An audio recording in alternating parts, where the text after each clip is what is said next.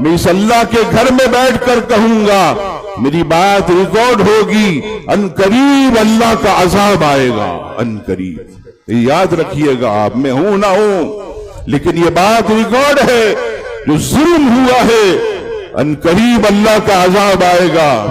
اور غازی صاحب کی شہادت پر دنیا نے دیکھا، جو لوگ ایک دو گھنٹے یا ایک دن کاروبار بند نہیں کرتے تھے، کرونا میں انہوں نے مہینوں کاروبار بند کیے۔ یہ اللہ کا عذاب تھا جو تم نے مرتے کلندر کے ساتھ نہ دیا تو تم پر برسا، اب بھی انتظار کرو۔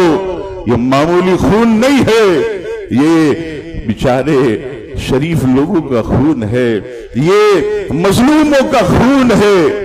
زمین بلبلا اٹھتی ہے جب کسی مسلمان کو ناحق شہید کیا جاتا ہے، عرش الہی ہل جاتا ہے۔ ماں باپ الگ رو رہے ہیں، بھائی بہن الگ رو رہے، پوچھیں ان کے گھروں میں اس وقت کیا ہوگا کہ جن کی تعداد 700 800 بتائی جاتی ہے۔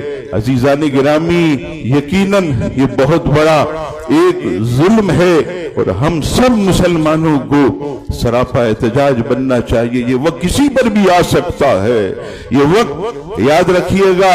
اب یہ جری ہو گئے، اب یہ مضبوط ہو گئے، انہوں نے دیکھ لیا کہ طاقت نہیں ہے، کوئی نہ نکلا پورے ملک سے، سمجھ گئے کہ پھس پھسا ہو گیا ہے مسلمان، ہمارا خطیب بے اثر ہو گیا، ہمارا مقرر جو ہے بے اثر ہو گیا، ہمارا وائس کرنے والا بے اثر ہو گیا۔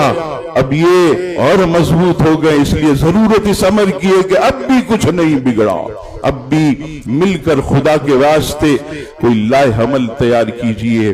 یہ کسی مذہب کے ساتھ بھی ہو سکتا ہے، کسی مسلک کے ساتھ بھی ہو سکتا ہے، کسی بھی سیاسی جماعت کے ساتھ بھی ایسا ہو سکتا ہے۔ تو یہ وہ وقت آئے، خدا کے واسطے کوئی لائے عمل تیار کیجئے اور ان مسلمانوں کو جو ہے عزیزان گرامی آپ بتائیے